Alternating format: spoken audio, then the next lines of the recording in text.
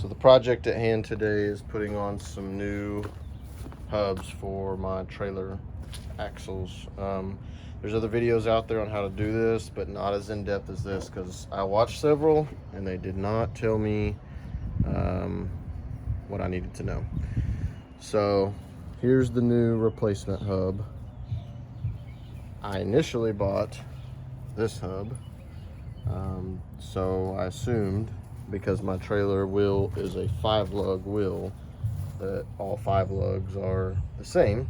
They're not. So you're going to want to know that before you go try to buy yourself a new set of hubs. The reason I did this is because I'm getting ready to take a trip out of town, and I wanted new hubs because I was going to be traveling a long ways. And so these are 5 on 4.5. So basically that means that there's 5 lugs, and from the furthest point of this one to the center of that one is 4.5 inches. These are 5 on 5, meaning from the furthest point here to the center of this one here is 5 inches. So 5 studs, 5 inches apart from the edge of this to the center of this. So make sure you measure to know what size yours are, because now I gotta return these. Anyways, so what I did is I just kind of laid everything out here that I'm gonna need, just so you know this is what you're gonna need. I've already done the other side, so kind of start to finish, basically you need your new hubs. I have an impact, but you don't have to have an impact, but you're gonna need a 1.5 inch socket, as well as a socket to be able to take off your lug nuts. Mine are 22 millimeter. The kit that I bought comes with the new hub, as well as the lug nuts, cotter pin, the nut that holds the wheel on, and then the washer, the castle nut, that's what that's called. I was trying to think of it. So the castle nut, the cotter pin, and the washer. So my kit came with all new parts, and then I bought these separate. This is called a bearing buddy, and what this will do is when you put it on there, I'll show you at the end, but whenever you put the hub on there, you just slide that on top of it and hammer it in, and then you fill this up with grease, and the spring-loaded mechanism in here will come closer towards you as you fill it up with grease. And then as the trailer needs more grease, as the wheel needs more grease, that will naturally be pushed down by the spring, which will push grease out of here into the hub, therefore keeping your bearings lubricated at all times. So that'll prolong the life quite a bit. So here's kind of some of the stuff I did off camera. This is my first time doing this, so I didn't want to film in the beginning when I didn't know what I was doing. But after running into all these problems, I thought, well, I'm gonna make a video to try to save somebody else a little bit of trouble here. Anyways, what I did was I took the tire off just by taking the 5 lug nuts off. Then I had to pop the dust cap off that was on here. Then I had to straighten out the cotter pin, pull it out. Once I pulled the cotter pin out, I was able to unscrew the castle nut with that 1.5 inch socket I showed you guys a minute ago. Once you pull that off, then essentially you just slide the hub off, and it should just slide right off.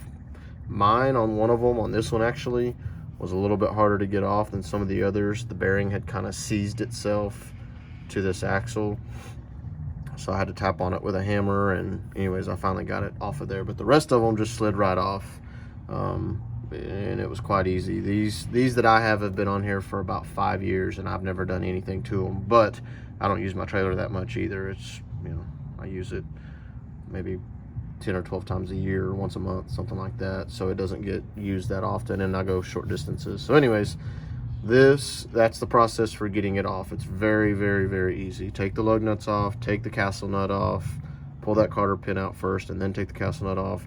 Then the whole entire hub and everything just slides right out. And to give you an idea, basically that's the old one right there. So just be sure once you get it off to measure between those studs so you know what size to get. And then you can see it's still got plenty of grease in it. Like, there's nothing probably wrong with these. I'm gonna keep them as kind of a spare, as a backup, just in case my other ones go bad. But essentially, that's the process to get where we're at. Now I'll set you guys up and show you me putting them back together. These are some more of the tools that I've got. Just got my knife for opening up some packages and stuff. I've got a rubber mallet as well as a sledge to be able to hammer those bearing buddies on here. I got some sandpaper, and just I had seen on another video where a guy kind of roughed these up a little bit after he cleaned them. He just kind of went around them real lightly with a piece of sandpaper, so I did that. And then once I did the sandpaper on it, I got some brake cleaner and just shot all over it to clean it. I've got some gloves, some paper towels, and then once we're done, we're going to need to fill those bearing buddies up with grease. So I've got a grease gun with a brand new tube of the red grease. So I've got my needle nose. So anyways, these are the tools you need, these are the parts you need, and then here we go. All right guys, I'm going to show you exactly what you need to do here. It's very easy and straightforward. Take this, hold your fingers on that bearing to keep it from sliding out. It's full of grease, so you're gonna have to push pretty hard. It's seated on there. Take that grease and rub it all around in there. All right, and then after that, put your washer on. After that, put your castle nut on.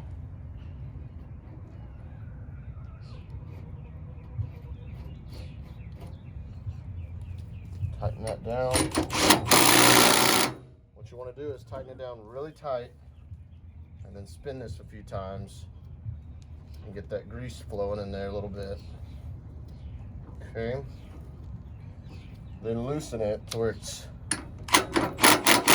loose enough for you to turn with your hand, and then don't tighten it any tighter than what you can tighten it with your hand. And all you got to do is stick the cotter pin in there. Okay. Take your needle nose and bend it up.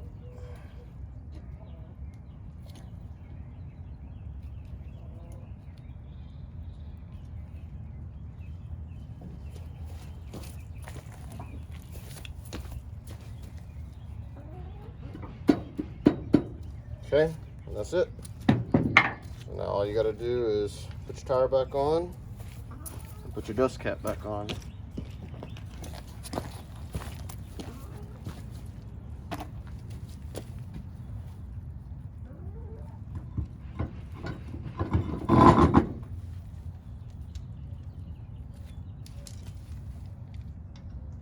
And it's just that easy. I mean, like I said, taking it off was the exact same thing. And like I said, there's several videos out there that show this being done, but they did not mention the different size lug nuts, or bolt patterns rather, that they make that can go on here. So it saved me a lot of time knowing, or would have saved me a lot of time if I knew that.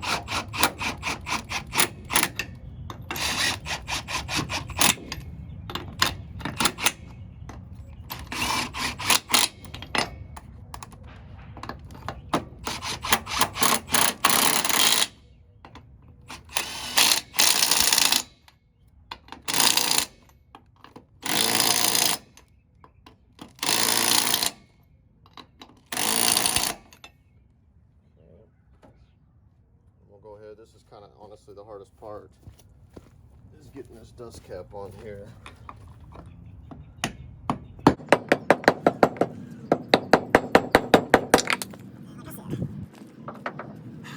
So I had the hardest time with on the other side too. It's just a really tight fit, which is a good thing, because you don't want it to come off, but they're monster to get on here.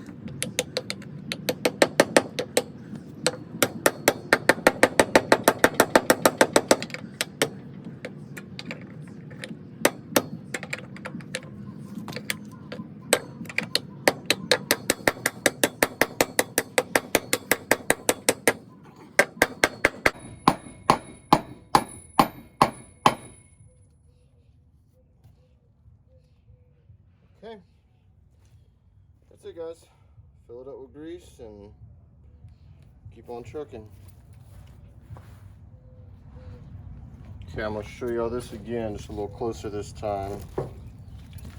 Take your new hub, slide it over the spindle, and hold your thumbs on the bearing. Push it till it won't go any further. Wipe that grease around in there.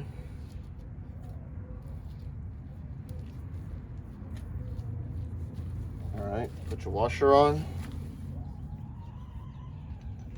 Just like that. Put your castle nut on.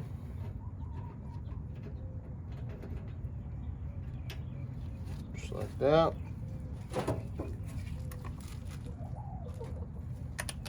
Tighten it down tight. Just like that. Spin this a few times. It's going to be kind of hard to turn. That's why you don't want to leave it that way. This needs to be able to spin freely whenever you're driving down the road. You don't want it to be loose to where it's wobbling, but you don't want it to be super tight either, because it's going to bind those bearings up and they're going to get hot and burn up. So go ahead and pop that off of there, tighten it back down. Okay, and there's a little hole in here. Let me show you. There's a little hole right there that you stick that cotter pin in, just like that, and it'll come out the bottom.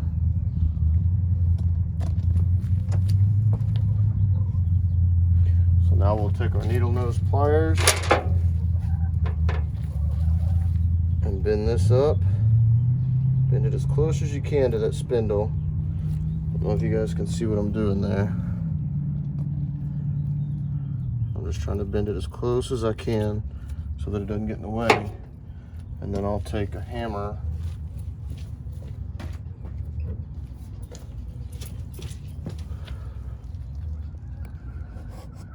and then I'll go ahead and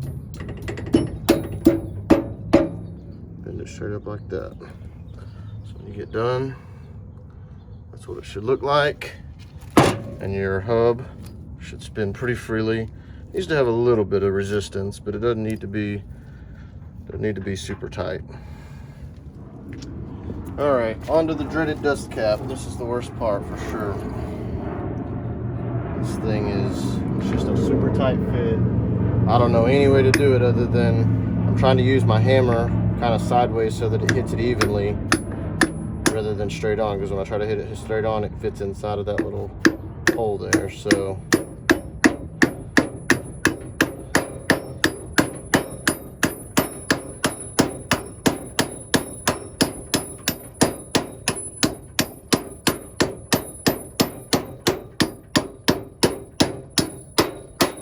there we go. So it's just got a seed. You want it to be all the way around the same. Okay, and then that's pretty much all there is to it. We're going to put the tire back on.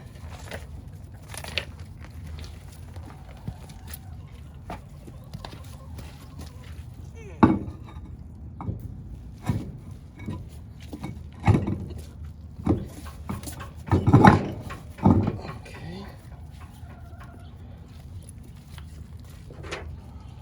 The lug nuts back on.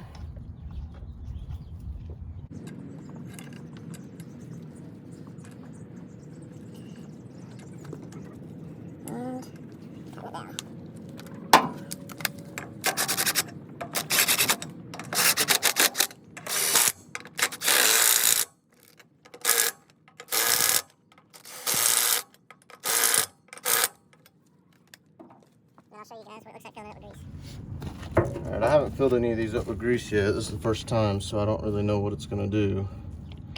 But I'm assuming as it fills up with grease, it'll just push that little spring-loaded canister out, or mechanism, whatever that is.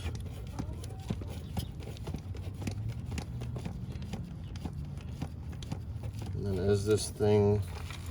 as I drive and it needs more grease, it'll just naturally push it up in there. I assume it's going to take a good bit of grease. So I just went and bought a new one. Oh, there we go. Oh, that's pretty cool. So it just pops out those little holes whenever it's full. All right, cool. All right, guys, I hope that helps a little bit for you if you're trying to change the hubs on your trailer. It's definitely, it would have saved me a lot of time and effort and money if I could have known all this ahead of time, but hopefully my frustrations and troubles can save you guys your own frustrations and troubles. But it's a straightforward job if you've got all the right stuff. I mean, if I'd have had all the right parts, I could have had this done in 15-20 minutes. I mean, popping those hubs off, putting the new ones back on, super easy. Wouldn't think that I would need to make a video about this, but honestly, biggest advice I can tell you is make sure that you get the right hubs for your trailer. The first set of hubs I bought at Northern Tool, which depending on where you're at, maybe you guys have one of those, maybe you don't. The second set of tools that I bought, set of hubs that I bought, was from a local trailer shop that's right down the street from me here in Mesquite, Texas. But if I had it to do over again, I definitely would have went there first. And the only reason I didn't go back to Northern is because they didn't have the 5-on-5 bolt pattern that I needed. They only had 5-on-4.5. And there's a very, very slight difference between 5-on-5 and 5-on-4.5. Luckily, they do allow returns for up to 60 days. So I'm going to take these back, get my money back. It was more expensive for the 5-on-5 at the trailer shop. I don't know if that's because they're kind of specialized size, the 5-on-5 versus the 5-on-4.5, or if they're just more expensive because it's a trailer shop. But I paid for these, they were $51 plus tax each, so it cost me like 200 and some change out the door for all 4 of these at Northern. Whenever I went to the trailer shop, it was about double that. I paid like $86 per hub plus tax, so it wound up being like 90 something bucks per hub, so it was 380 something bucks out the door at the trailer shop. But I will say these came with more parts. The other one didn't come with the new castle nut, these did, and they just looked better quality to me. They looked a little more sturdy built than the other ones I got from Northern. So anyways, and then I bought the dust caps as well. Those were, I think, $25 for a set of 2, and I got 2 sets of 2, which was another 50 bucks. So all in all, I've got about $450 with the grease and, you know, some of that kind of stuff that I had to buy. I've got about $450, maybe $500 in these hubs. But I mean, I'm not gonna need new ones again for probably 5, if not 10 years at this point. So, you know, less than $100 a year seems worth it to me. So anyways, this is all I got to say about it. If you guys have any questions, just leave it to me in the comments, and I'll answer anything that I can for you. Thanks.